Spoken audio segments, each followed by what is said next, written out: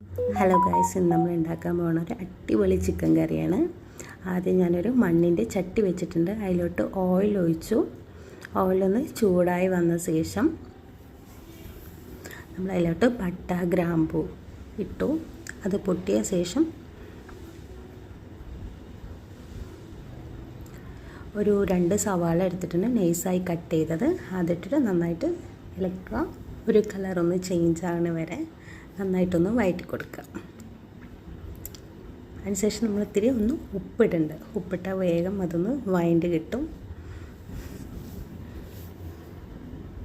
പിന്നെ അതിലോട്ട് ഒരു 2 തക്കാളിയാണ് ഇട്ടിരിക്കുന്നത്, ചെറുതായി കട്ട് ചെയ്തത്. ജസ്റ്റ് ഒന്ന് അടച്ച് വെച്ചിട്ട് വേവിക്കുക. ജസ്റ്റ് ഒന്ന് ഇളക്കി കൊടുക്കുക.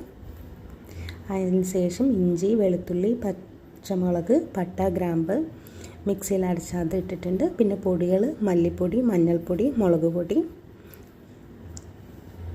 നന്നായിട്ട് എന്നിട്ട് ഇളക്കി കൊടുക്കുക.